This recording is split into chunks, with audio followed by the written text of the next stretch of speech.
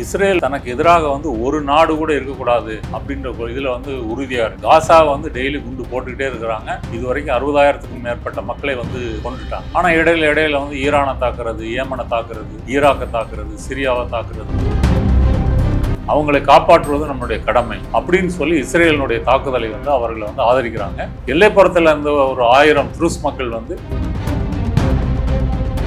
இப்போதான் வந்து ஈரானுக்கு இஸ்ரேலுக்குமான 12 நாள் போர் வந்து முடிவடைஞ்சு, அது முடிவடைஞ்சு அப்பாடா முடிஞ்சிருச்சுன்னு மக்கள் ஒரு நிம்மதி வரும்போது மீண்டும் வந்து இஸ்ரேல் அதை குலைக்கும் விதமாக சிரியாவில் வந்து இந்த தாக்குதலை நடத்திருக்கு. இந்த சிரியாவில் தாக்குதல் நடத்துறதன் மூலமாக சிரியாவில் இருக்கக்கூடிய துருஸ் மக்கள் இஸ்ரேலினுடைய இந்த போரை வந்து இறையாண்மை மீது வந்து தொடுக்கப்பட்ட போர் அப்படின்னு சொல்லி எதிர்க்கக்கூடிய கருத்து தான் பெரும்பான்மையா இருக்கு. உள்நாட்டில் வந்து அவங்க ஷாரா கவர்மெண்ட் கிட்ட இருந்து தன்னாட்சி அந்தஸ்து இதெல்லாம் வந்து கோர்றாங்க.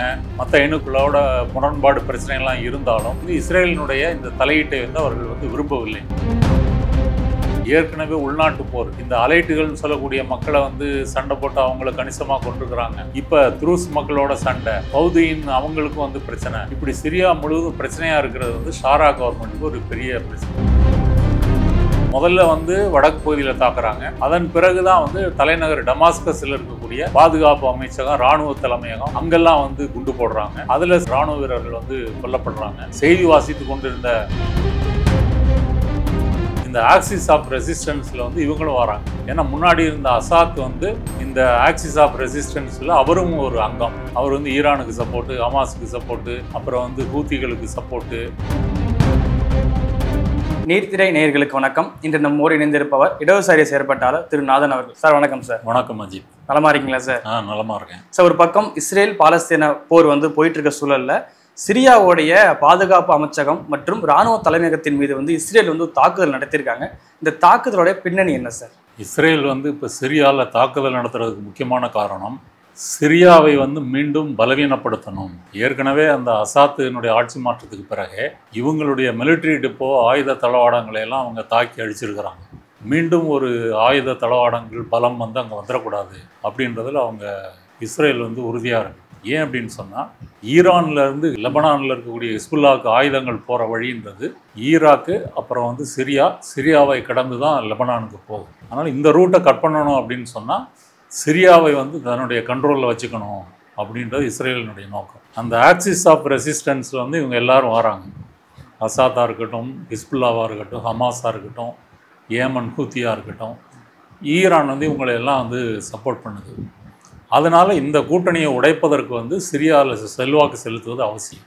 இப்போதைய தாக்குதலுக்கு என்ன காரணம் அப்படின்னு கேட்டால், இஸ்ரேலில் வந்து துருஸ் அப்படின்ற ஒரு இன மக்கள் வந்து வாழ்கிறாங்க. அதே இன மக்கள் வந்து சிரியாவிலையும் வாழ்கிறாங்க. சிரியாவில் வந்து பார்த்திங்கன்னா பல இனக்குழுக்கள், மதங்கள்லாம் சேர்ந்து வாழக்கூடிய நாடு தான். அது ஒரு குழப்பமான நிலைமை. என்னன்னு விளக்குறேன். அந்த துருஸ் இன மக்கள்லேருந்து ஒரு வியாபாரியை வந்து இன்னொரு இனக்குழு, அவங்க வந்து பௌதாயின்னு நினைக்கிறேன், அவங்க வந்து கடத்தி கொண்டு போயிடுறாங்க. இதில் ஏற்பட்ட சிக்கல் வந்து 2 குழுக்களுக்கு இடையே மோதலாக வந்து உருவாகுது. அந்த மோதலை வந்து தலையீடு செஞ்சு நிறுத்துவதற்கு வந்து இப்போ இருக்கக்கூடிய சிரிய அரசாங்கம் இருக்கு இல்லையா, ஷாரா, அவர் தலைமையிலான அந்த இராணுவம் வந்து வருது. இராணுவம் வந்து என்ன செய்யுதுன்னு கேட்டால், இதே துருஸ் மக்களுக்கு எதிராக வந்து சண்டை போடுது. இப்படியே 2 இனக்குழுக்களுக்கு இடையே நடந்த சண்டை, இராணுவத்தில் நடந்த சண்டையெல்லாம் 250-300 பேருக்கு மேலே வந்து இறந்து போயிட்டாங்க. இப்போ இவங்களுக்கு நாங்கள் வந்து பாதுகாப்பு கொடுக்குறோம், இவங்களை பாதுகாக்க வேண்டியது எங்களுடைய கடமை அப்படின்ற முகாந்தரத்தில் வந்து இஸ்ரேல் வந்து நுழையுது. அது இறையாண்மை மீறல் இல்லையா? இறையாண்மை கண்டிப்பாக இஸ்ரேலை பொறுத்த வரைக்கும் இறையாண்மை மீறல்னா ஒன்றுமே இல்லையே.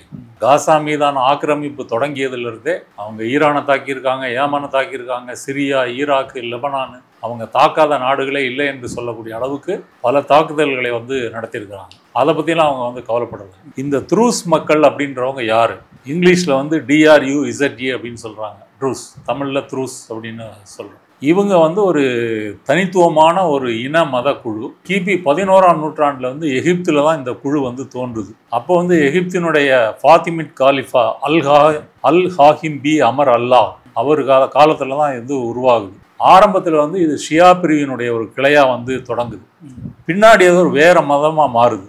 இஸ்லாம், கிறிஸ்தவம், கிரேக்க தத்துவம், ஜூடாயிசம், கினோஸ்டிசம் இதையெல்லாம் கலந்து வந்து உருவாகுது. இந்த மதத்தில் வந்து மறுபிறப்பு, மறு நம்பிக்கை அதெல்லாம் வந்து உண்டு. அதில் வந்து அல் ஹாக்கிம் வந்து தன்னை கடவுளின் அவதாரமாக வந்து அறிவிச்சுக்கிறாரு. அவருடைய ஆதரவாளர்கள் தான் இதை ஒரு தனித்துவமான மதமாக வந்து உருவாக்குறாங்க. ஹம்சா இப்னு அலி அல் தாரிசி. ஆனால் இது வந்து ஒரு ஓரிரை கோட்பாடு நம்பிக்கை கொண்ட ஒரு மதம் தான், ஓரிறைவன் கிறிஸ்தவ முஸ்லீம் போல.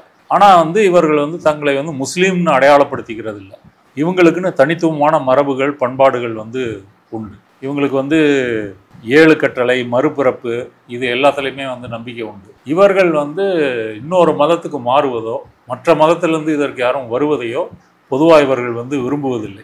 அப்போ எகிப்தில் இருந்து பக்கத்தில் இருக்கக்கூடிய லெபனான், சிரியா, பாலஸ்தீன், இன்றைய இஸ்ரேல் இருக்கு இல்லையா, அதுக்கு முன்னாடி பாலஸ்தீன நாடாக தானே இருந்துச்சு. இங்கெல்லாம் அவங்க வந்து மைக்ரேட் ஆகிறாங்க. சிரியாவை பொறுத்த வரைக்கும் 12ஆம் நூற்றாண்டில் அங்கே இருக்கக்கூடிய துருஸ் மலை அப்படின்னு சொல்லக்கூடிய ஒரு பகுதியில் வந்து குடியேறுறாங்க. குடியேறினவங்க இன்னைக்கும் வந்து இருக்கிறாங்க. இன்றைக்கு அது பேர் வந்து சுவைடா மாகாணம், அதான் அந்த மாகாணத்தினுடைய பெயர். இந்த துருக்கியில் வந்து ஓட்டோமன் பேரரசு வந்து 16ஆம் நூற்றாண்டிலிருந்து 20ஆம் நூற்றாண்டின் ஆரம்பத்தில் இருந்தது வரைக்கும் இந்த துருஸ் மக்களுக்கு வந்து ஒரு தன்னாட்சி அந்தஸ்து வந்து இருந்தது. அவங்க வந்து தங்க குழுக்களை வந்து மரபை கடைபிடிக்கிறதுன்றது தன்னாட்சி வந்து கோர்றாங்க. ஓட்டோமன் ஆட்சியின் போதே வந்து துருஸுக்கும் மரோனைட் அப்படின்ற குழுக்கும் ஒரு மோதல் நடந்தது. இது வந்து 1860 வந்து பெரும் வன்முறையாக வெடித்து வந்து 20,000 பேர் வந்து கொல்லப்படுறாங்க. இப்படி இவங்களுடைய வரலாறெல்லாம் பார்த்தீங்க அப்படின்னு சொன்னால் இந்த மாதிரி போர்கள், இப்படி ஒரு முரண்பாடுகள் இது கொண்டதாக தான் வந்து இருக்குது. அதன் பிறகு பிரெஞ்சு மாண்டேட் காலம் 1920 1946 வரைக்கும். அப்போ வந்து பிரெஞ்சு அரசாங்கத்துக்கு எதிராக இவங்க வந்து போராடுறாங்க. 46க்கு பிறகு வந்து சிரியா வந்து சுதந்திரம் பெறுது. பிரிட்டிஷ் படைகளை வந்து வெளியே போகிறாங்க. அதுக்கு பிறகு வந்து இந்த ஆசாத்தினுடைய அப்பாவினுடைய ஆட்சி வந்து 1970 வந்து வருது. இப்போ இருக்கிற அந்த மகன் ஆசாத் வந்து 1924 வரைக்கும் ஆட்சியில் இருக்கிறார். இவங்களுடைய ஆட்சியில் வந்து துருஸ் மக்கள் வந்து ஒரு நடுநிலை வைக்கிறாங்க, அல்ல அசாத்தை வந்து ஆதரிக்கிறாங்க. இப்படி வந்து போயிட்டு இருக்குது. ஆனால் 2015 வந்து இந்த இப்போ ஆசாத்தை வந்து வீட்டுக்கு அனுப்பின HTS அமைப்பு இருக்கு இல்லையா, அந்த அமைப்பினுடைய முன்னோடி அமைப்புகள் வந்து இவங்களுக்கு எதிராக வந்து சண்டை போடுறாங்க. அதில் வந்து 20 பேர் வந்து கொல்லப்படுறாங்க. 2018 வந்து IS இருக்கு இல்லையா, ISIS, அவங்க வந்து இந்த துருஸ் மக்களை வந்து தாக்குது. ஏன்னா இவங்கள்லாம் வந்து இஸ்லாமியர்கள் அல்ல, இஸ்லாத்துக்கு விரோதமானவர்கள் அப்படின்னு சொல்லி தாக்குறாங்க. அதில் வந்து கிட்டத்தட்ட 258 பேர் வந்து கொல்லப்படுறாங்க. அதுக்கு பிறகு தான் துருசின மக்களிடையே இருந்து போராளிகள், ஆயுதம் தாங்கிய போராளி குழுக்கள் வந்து உருவாகுது, தங்களுடைய குழுவை வந்து பாதுகாக்கணும் அப்படின்னு சொல்லி.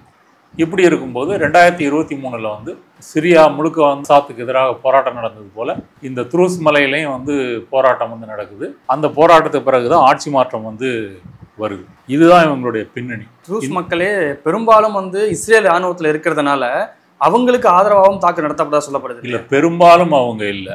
அவங்க வந்து ஒரு சிறிய இனக்குழுன்னு சொன்னேன் இல்லையா. துருஸ் மக்களை பொறுத்த வரைக்கும் உலகம் முழுவதும் வந்து 10 to 15 லட்சம் மக்கள் வந்து இருக்கிறாங்க. அவங்க வந்து இனம்னு எடுத்துக்கிட்டீங்கன்னா அரபிய இனம் தான், இனத்தை சேர்ந்தவங்க அரபு தான் பேசுறாங்க. நம்ம அரபு மொழி தான் வந்து பேசுவாங்க. சிரியாவில் வந்து 7 லட்சம் பேர், லெபனானில் கொஞ்சம் பேர் இருக்கிறாங்க. இஸ்ரேலில் வந்து 1,52,000 துருஸ் மக்கள் வந்து இருக்கிறாங்க. ஜோர்டான் மாதிரியான நாடுகளில் இருக்கிறாங்க. வெனிசுவேலா, தென் அமெரிக்கா நாட்டில் வந்து ஒரு 60,000 பேர் வந்து அகதிகளாக போய் வந்து வாழ்ந்துட்டு இருக்கிறாங்க. இப்போ இஸ்ரேலில் இருக்கிறவங்க வந்து அந்த லெபனானுடைய அந்த வடக்கு எல்லை இருக்கு இல்லையா, அந்த கோலன் குன்றுகள், அங்கேயும் சரி சில கிராமங்கள்லையும் வசிக்கிறாங்க. அவங்க வந்து இஸ்ரேலினுடைய இராணுவத்திலையும் வந்து போரிடுறாங்க. ஏன்னா அங்கே வந்து கட்டாய இராணுவ பயிற்சி வந்து இருக்குது இல்லையா. நீங்கள் வயதுக்கு வந்துட்டீங்க, 18 வயசுக்கு மேலே ஆயிடுச்சிங்கன்னா கட்டாய இராணுவ பணி வந்து ஆற்றணும். அந்த வகையில் அவங்க வந்து போடுறாங்க. இப்போ இந்த இஸ்ரேலில் இருக்கக்கூடிய துருஸ் மக்களை பொறுத்த வரைக்கும் சிரியாவில் இருக்கிறவங்க நம்ம சொந்தக்காரங்க, அவங்களை காப்பாற்றுவது நம்மளுடைய கடமை அப்படின்னு சொல்லி இஸ்ரேலினுடைய தாக்குதலை வந்து அவர்களை வந்து ஆதரிக்கிறாங்க. எல்லைப்புறத்தில் இருந்த ஒரு 1000 துருஸ் மக்கள் வந்து காப்பாற்றுவதற்கு நாங்கள் போகிறோம் அப்படின்னு சொல்லி போராட்டம்லாம் வந்து பண்ணியிருக்கிறாங்க. சிரியாவை பொறுத்த வரைக்கும் இவங்களுடைய மக்கள் தொகை வந்து 7 லட்சம் பேர், 3%. அது சுவேடா மாகாணத்தில் வந்து கிட்டத்தட்ட 90% வந்து இவங்க தான் வந்து வாழ்கிறாங்க. அதன் பிறகு வந்து மற்ற சிறிய கிராமங்கள்லாம் வந்து இருக்கிறாங்க. இவங்களுக்குன்னு பாரம்பரிய தலைவர்கள் வந்து ஷெய்க்குகள்னு சொல்லக்கூடிய தலைவர்கள் வந்து உண்டு. ஆனால் இவங்க வந்து சிரியா உள்நாட்டு போகிறனால இவர்கள் பெரிதும் வந்து பாதிக்கப்பட்டவங்க அப்படின்னு வந்து சொல்லலாம். இப்போ 2024ஆம் ஆண்டு வந்து அசாத்தினுடைய ஆட்சி வந்து நீக்கப்பட்டு அந்த HTS அமைப்புக்கு பேர் வந்து ஹயாத் தஹ்ரீர் அல் ஷாம், அவங்க வந்து இடைக்கால அரசை வந்து நிறுவுறாங்க. அதுக்கு பிறகு வந்து அந்த HTS அமைப்புக்கு வந்து என்ன பிரச்சனை அப்படின்னு சொன்னால், சிரியாவில் வாழக்கூடிய பல்வேறு இனக்குழுக்களுக்கிடையே மோதல் வராமல் வந்து பார்த்துக்கிறது அவங்க ப்ரியாரிட்டியாக இருக்குது. இவ்வளவுக்கும் ஹெச்டிஎஸ் வந்து ஒரு இஸ்லாமிய கடுங்கோட்பாட்டுவாத பின்னணியிலேருந்து தான் வருது. அசாத் வந்து அப்படி சொல்ல முடியாது. அசாத்துக்கு எதிராக வந்த இவர்கள் அந்த பின்னணியிலேருந்து வந்தவங்க. இது வந்து மற்ற இனக்குழுக்களுக்கு வந்து ஒரு ஓப்பான செய்தியாக வந்து இல்லை. இந்த முரண்பாடு வந்து கீழே இருக்குது. ஆனால் இவங்களுக்கு ஒரு நிர்பந்தம் இருக்குது, எப்படியாவது இவங்களெல்லாம் நியூட்ரலைஸ் பண்ணி வந்து சிரியாவை வந்து ஒரு நாடாக வந்து வைத்திருக்கணும் அப்படின்னு வந்து சொல்கிறாங்க. இந்த நிலைமையில தான் இந்த ஃபெடோயின் குழுவோட வந்து த்ரூஸ் குழுவுக்கு வந்து மோதல் நடக்குது. அந்த வியாபாரியை கடத்திட்டு போனதுனால சொன்னேன் இல்லையா. அப்புறம் வந்து அரசு படைகளும் சேர்ந்துக்கிட்டு வந்து தாக்குது. இதுக்கு பிறகு தான் வந்து இஸ்ரேல் தாக்குது. இப்போ இந்த ஃபெடாயின் குழுவை பொறுத்த வரைக்கும் அவங்க சன்னி பிரிவை வந்து சேர்ந்தவங்க, இந்த நாடோடிகளாக வாழக்கூடியவங்க, கொஞ்சம் ஏழை மக்கள். இந்த த்ரூஸ் மலையில் இருக்கக்கூடிய நிலம் நீர் ஆதாரம் குறித்து அவர்களுக்கிடையே வந்து ஒரு சச்சரவு வந்து இருக்குது. இந்த நிலைமையில தான் இந்த ரெண்டு குழுவுக்கும் வந்து மோதல் வந்து வருது. ஐஎஸ்ஐஎஸ் காலத்தில் வந்து த்ரூஸ் குழுவிடையே போராளிகள் வந்ததுனால அவங்க வந்து இப்போ எதிர்த்து வந்து சண்டை போடுறாங்க. இப்போ சிரியாவினுடைய அரசும் சேர்ந்து கொண்டு தாக்குது அப்படின்னு சொல்லி தான் அந்த முகாந்திரத்தை வைத்து கொண்டு தான் இஸ்ரேல் வந்து இதற்குள்ளே வந்து நுழையுது. இதுதான் த்ரூஸ் மக்களினுடைய வரலாறு. இப்போ சிரியாவில் வந்து பல்வேறு இனக்குழுக்கள் வாழ்கிறாங்கன்னு சொன்னீங்க இல்லையா. அதில் வந்து சன்னி முஸ்லீம்கள் வந்து 74% பேர் இருக்கிறாங்க. அதில் வந்து அரபுகள், குர்துகள், துர்க்மென்கள், சிர்காசியார்கள் இப்படிப்பட்ட குழுக்கள் வந்து இருக்கிறாங்க. பிற முஸ்லீம்களை பொறுத்த வரைக்கும் அலவைட்டுகள்னு சொல்லக்கூடியவங்க 13%, இல்லை 11% 12%. இந்த அலவைட்டு யாருன்னா அசாத் ஆட்சியில் இருந்தார் இல்லையா, அவர் வந்து இந்த அலைட்டு பிரிவை சேர்ந்தவர் தான். இது ஷியா பிரிவினுடைய ஒரு பிரிவு. இப்போ அசாத்தை வந்து ஆட்சி நீக்கம் செய்த பிறகு சிரியாவினுடைய கடற்கரையோரம் வாழ்ந்து கொண்டிருந்த இந்த அலைட் மக்களை வந்து இந்த ஷாராவினுடைய இராணுவம் போய் வந்து தாக்கி அதில் நூற்றுக்கணக்கான மக்கள் வந்து கொல்லப்படுறாங்க. ஸோ அந்த மோதல் வந்து ஒரு பக்கம் வந்து ஓடிக்கிட்டு இருக்குது. இது இல்லாமல் வந்து 10% வந்து கிறிஸ்தவ மக்கள் இருக்கிறாங்க, ஈஸ்டர்ன் ஆர்த்தோடாக்ஸ், மெல்கைட் கத்தோலிக்ஸ் அப்படின்னு சொல்லக்கூடியவங்க. அப்போ சிரியாவை பொறுத்த வரைக்கும் மதங்களும் இருக்குது, பிற இனக்குழுக்களும் இருக்குது.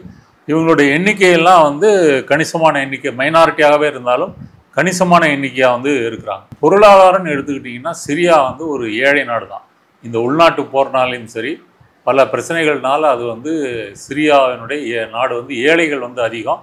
மக்கள் வந்து அன்றாட வேலைகளுக்கும் உணவுக்குமே வந்து சிரமப்படுறாங்க. அங்கே யாருமே வந்து வளமாக வாழ்கிறாங்க அப்படின்னு வந்து சொல்ல முடியாது. இப்போ இந்த ஹெச்டிஎஸ் வந்து ஆட்சியை பிடிச்ச பிறகு, சிரியாவில் வந்து ஒரு நிலையான ஆட்சியை கொண்டு வந்த பிறகு பொருளாதாரத்தை வந்து முன்னேற்றணும் அப்படின்னு வந்து சொல்கிறாங்க. இதுபோக வந்து சிரியாவில் உள்நாட்டு போர் காரணமாக இடம்பெயர்ந்தவர்கள் அவர்களுடைய எண்ணிக்கையும் வந்து அதிகம். இதுதான் வந்து சிரியாவில் இருக்கக்கூடிய அந்த இனக்குழுக்கள் பற்றிய சித்திரம்.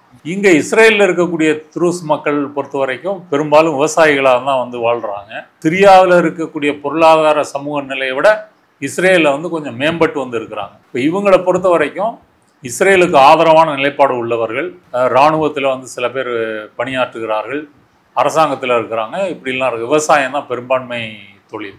பாலஸ்தீன் பிரச்சனையை பொறுத்த வரைக்கும் ஹமாஸ் செய்தது தப்பு, அதே சமயம் வந்து பாலஸ்தீன் மக்கள் வந்து இப்படி கொல்லப்படுறது தப்பு, இப்படி ரெண்டு கருத்தும் அவங்கள்ட்ட வந்து நிலவுது. இந்த 2 நேஷன் தியரி ஆதரிக்கக்கூடிய கருத்தும் இஸ்ரேலில் வாழக்கூடிய த்ரூஸ் மக்கள்கிட்ட வந்து கணிசமாக வந்து இருக்குது. இந்த பின்னணியில் தான் வந்து இஸ்ரேல் வந்து இந்த தாக்குதலை வந்து நடத்துறதுக்கு முக்கியமான காரணம், தன்னுடைய வடக்கு பகுதியில் இந்த சிரியாவினுடைய வடக்கு பகுதியை வந்து தங்களுடைய கண்ட்ரோலில் இருந்தால் மட்டும்தான் நம்ம வந்து பாதுகாப்பாக இருக்க முடியும் அப்படின்றது ஒரு பாயிண்ட்டு. அடுத்தது, இப்போ இந்த ஹெச்டிஎச் ஷாராவினுடைய ஆட்சியை வந்து இராணுவ ரீதியாக வந்து பலவீனமாக்கணும் அப்படின்றது 2வது நோக்கம். அப்படி பலவீனமாக இருந்தால் மட்டும்தான் ஹிஸ்புல்லாவுக்கு போகிற ரூட்டு கட்டாகும், இவர்களும் தமக்கு எதிராக இஸ்ரேலுக்கு எதிராக திரும்ப மாட்டாங்க அப்படின்றது இஸ்ரேலினுடைய நோக்கம். அது முதல்ல வந்து வடக்கு பகுதியில் தாக்குறாங்க, அதன் பிறகு தான் வந்து தலைநகர் டமாஸ்கஸில் இருக்கக்கூடிய பாதுகாப்பு அமைச்சகம், இராணுவ தலைமையகம் அங்கெல்லாம் வந்து குண்டு போடுறாங்க. அதில் சில சிறிய வீரர்கள், இராணுவ வீரர்கள் வந்து கொல்லப்படுறாங்க. செய்தி வாசித்து கொண்டிருந்த அந்த ஆங்கர்ஸ்லாம் வந்து எந்திரிச்சு ஓடுற வீடியோலாம் வந்து வந்திருக்குது. இப்படி நேரடியாக வந்து தாக்குறாங்க. இது வந்து இஸ்ரேல் தாக்குதலுக்கு அது சொல்லுகின்ற வந்து காரணம். இப்போ இந்த ஹெச்டிஎஸ் அமைப்பை பொறுத்த வரைக்கும் தன்கிட்ட இருக்கக்கூடிய அந்த இஸ்லாமிய கடுங்கோட்பாட்டுவாத அந்த அடையாளத்தை வந்து மாற்றணும்னு வந்து விரும்புகிறாங்க. ஆனால் அவ்வளவு சுலபமானதாக இல்லை. ஏற்கனவே உள்நாட்டு போர், இந்த அலைட்டுகள்னு சொல்லக்கூடிய மக்களை வந்து சண்டை போட்டு அவங்கள கணிசமாக கொண்டிருக்கிறாங்க. இப்போ த்ரூஸ் மக்களோட சண்டை, ஃபவுதியின் அவங்களுக்கும் வந்து பிரச்சனை. இப்படி சிரியா முழுவதும் பிரச்சனையாக இருக்கிறது வந்து ஷாரா கவர்மெண்ட்டுக்கு ஒரு பெரிய பிரச்சனை. இந்த நேரத்தில் இஸ்ரேல் தாக்குறது அப்படின்றது வந்து இன்னும் ஒரு அதிகமான ஒரு பிரச்சனையை வந்து சிரியாவுக்கு வந்து கொண்டு வருகிறது. இஸ்ரேலை பொறுத்த வரைக்கும் அங்கே ஒரு வலிமையான இராணுவம் வந்து இருக்கக்கூடாது. துருஸ் மக்கள் வந்து அவங்களுடைய ஆதரவை வந்து நம்ம வாங்கணும் அப்படின்னு நினைக்கிறாங்க. ஆனால் சிரியாவில் இருக்கக்கூடிய துருஸ் மக்கள் இஸ்ரேலினுடைய இந்த போரை வந்து இறையாண்மை மீது வந்து தொடுக்கப்பட்ட போர் அப்படின்னு சொல்லி எதிர்க்கக்கூடிய கருத்து தான் பெரும்பான்மையாக இருக்குது. உள்நாட்டில் வந்து அவங்க வந்து ஷாரா கவர்மெண்ட்டுக்கிட்ட இருந்து தன்னாட்சி அந்தஸ்து இதெல்லாம் வந்து கோர்றாங்க. மற்ற இனக்குழுக்களோட முரண்பாடு பிரச்சனைகள்லாம் இருந்தாலும் அவர்கள் வந்து இஸ்ரேலினுடைய இந்த தலையீட்டை வந்து அவர்கள் வந்து விரும்பவில்லை. இது வந்து பிரச்சனையை வந்து இன்னும் சிக்கலாக்கும் அப்படின்றதான் அவங்களுடைய கருத்து. இந்த ஆக்சிஸ் ஆஃப் ரெசிஸ்டன்ஸில் வந்து இவங்களும் வராங்க. ஏன்னா முன்னாடி இருந்த அசாத் வந்து இந்த ஆக்சிஸ் ஆஃப் ரெசிஸ்டன்ஸில் அவரும் ஒரு அங்கம். அவர் வந்து ஈரானுக்கு சப்போர்ட்டு, ஹமாஸுக்கு சப்போர்ட்டு, அப்புறம் வந்து ஹூத்திகளுக்கு சப்போர்ட்டு, ஹிஸ்புல்லாக்களுக்கு சப்போர்ட்டு, இப்படி தான் வந்து இருக்கிறார். அதனால தான் சிரியா அசாத்தை வந்து அகற்றுவதற்கு சிரியாவில் உள்நாட்டு போரை வந்து தூண்டி விடுகிறது அமெரிக்கா, மற்ற மேற்குலக நாடுகள், இஸ்ரேல் எல்லாம் தூண்டி விடுறாங்க. அதில் தான் இந்த HTS வந்து வருது. ஆனால் HTS வந்து ஒரு கடுங்கோட்பாட்டுவாத இஸ்லாமை வந்து பேசுகிறது. அதை பற்றி அவங்களுக்கு பிரச்சனை இல்லை. இப்போதைக்கு வந்து அசாத் வந்து வீட்டுக்கு போனோம் அப்படின்ற மாதிரி நினச்சாங்க. அதே போல் அசாத் வந்து ரஷ்யாவுக்கு தப்பி போன பிறகு ஷாரா கவர்மெண்ட் வந்து வருது. இஸ்ரேல் தலையிடுவதற்கு இதுதான் வந்து காரணம். இதில் வந்து உலக நாடுகளுடைய எதிர்வினை என்ன சார்? இதில் குறிப்பாக உலக நாடுகளை பொறுத்த வரைக்கும் மத்திய கிழக்கில் இருக்கக்கூடிய நாடுகள் எல்லாமே கண்டனம் தெரிவிச்சிருக்காங்க. எகிப்து, ஜோர்டான், அதன் பிறகு வந்து கத்தாரு, சவுதி அரேபியா, அமீரகம், எல்லா நாடுகளுமே வந்து கண்டிச்சிருக்கிறாங்க. அமெரிக்காவை பொறுத்த வரைக்கும் வழக்கம் போல் இஸ்ரேல் வந்து தன்னை தற்காத்துக் கொள்வதற்கு உரிமை இருக்குது. ஆனால் மேலும் போரை வந்து தீவிரமாக ஒரு மத்திய கிழக்கில் வந்து பதட்டத்தை கொண்டு வந்துடக்கூடாது. இந்த டைப்பில் தான் அமெரிக்காவும் மேற்கு ஐரோப்பிய நாடுகளும் வந்து சொல்கிறாங்க.